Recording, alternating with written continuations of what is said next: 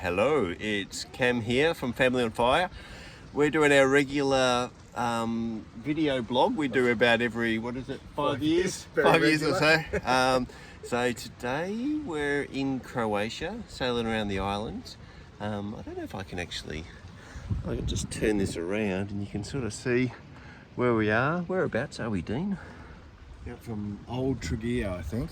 Old Tregear, so old Roman fort up the top there. Yeah, it's been pretty cool. So we just thought we would basically just have a bit of a catch up on where's everyone been over the last sort of 5 years and how we're all going. So I thought I'd take this opportunity. We're on a 2-week sailing trip in Croatia, and yes, sailing on your boat. Pretty special light at the moment. Pretty special light. So after a couple of wines, we just thought, we'll film this. And then maybe some questions might come out of this, and we thought if everybody fired some questions our way, we might do a second video on this little sailing adventure and answer some questions. Yeah. So anyway, we jotted down a couple of questions that I thought I would be interested in. So Dean, can anyone sort of fire?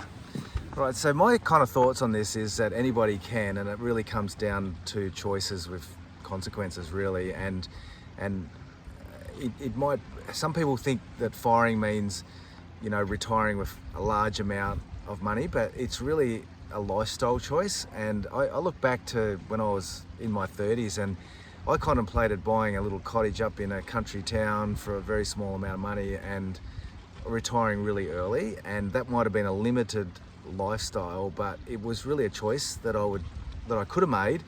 I chose to bat on a bit longer and build a little bit more wealth. But I'm a big believer that anybody can and should start as early as they possibly can, make some decisions that are realistic, and really make the lifestyle relevant to what you're prepared to do. And for us, what was more important for us was freedom. We really wanted freedom rather than just building wealth for wealth's sake. So I'm a big believer that yes, anybody can fire at any, and it has to be relative to the decisions and the lifestyle they choose to make. So some people here have said, Dean, you're the lucky guy. Yeah, anything you touch turns to gold. What do you have to say about that? You got this big, $1 million boat. What do you say to people who say, is this possible? Well, my kind of philosophy in life is stack up lots of good little decisions, not look for big life-changing moments. And I apply this to money, but I also apply it to marriage, apply it to parenting, apply it to health, fitness, all that. You don't get fit and healthy by doing one workout and then doing nothing for a while. You get fit and healthy by making lots and lots of good little decisions. You get well off, or can retire early, can fire up, whatever you call it. You can only do that by making lots and lots of good little decisions. Same with a marriage. You don't get a great marriage by making one decision every now and again. You get a great marriage by making lots of little decisions and stacking them on top of each other. Health, marriage, parenting, finances, lots of good little decisions and stacking them on top of each other over and over again. Yeah, for a long period of time, really. Yeah. You're trying to say, over a long period of time, I'm going to stack on top of each other lots of good decisions. Yeah. All right, so through your 20s, do you think you missed out on any 20s? You stacked away, you invested a lot. Like, what do you regret anything in your 20s? Like, we had a chat just before about, people that have gone traveling and backpacking and other things, which I did for a short period of time. But what do you, looking back? Yeah, I'm not against doing stuff when you're young. But I'm a big believer now that I've learnt is that the longer you are actually in the market, whatever market you choose to be in, the longer you are in, the more it will work for you. So for many years, I had some regret that I didn't take a year and do the backpacker thing around Europe. I had friends that took a couple of years and backpacked around, and I kind of regretted missing out on that. But now I look back and go, yeah, those years were putting to work lots of these little decisions that now have stacked up to me. Stacked up to this view.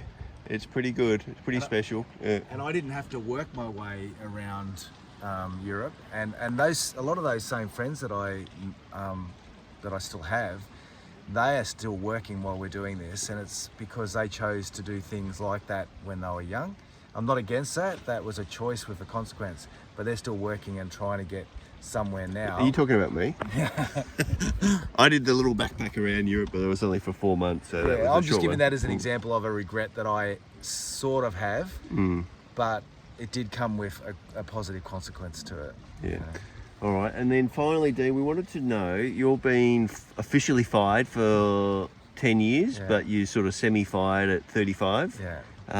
So how's it been? What are the challenges? How did you solve those sort of daily issues, if you've had so any?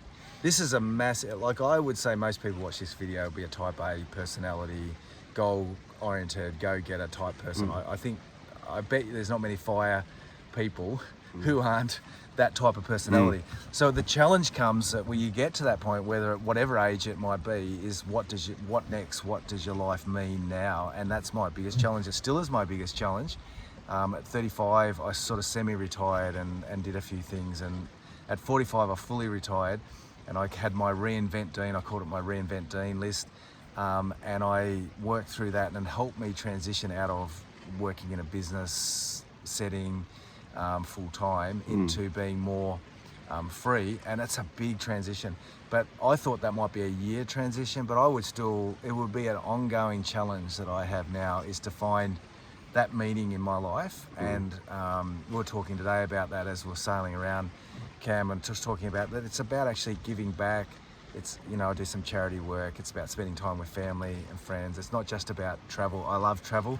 That's mentoring, a big part. you talk about. But mentoring people and doing, just connecting with people who are going through different challenges, and it's particularly this stage of life. It's just, connecting, and I really need that. Like, I might be privileged in one sense, but it comes with many challenges, and I'm mindful of that, and I'm always looking at ways to kind of give back, because I see that as a big way that you can find. It's about finding fulfillment at a different stage of life, and money and retirement's not going to be it. It's not going to cut it. It needs to be more than money and retirement. It needs to be something that really builds meaning into your life. Could be your ikigai, if anyone knows that chart, the Japanese word for meaning for being. So, So we've got some hot potatoes downstairs, Dean, that we're about to have. So thanks for tuning into this 7-minute video. If there's any questions you have, you've probably got about a week or so that we can we'll be out on the water, so we might do an impromptu video again.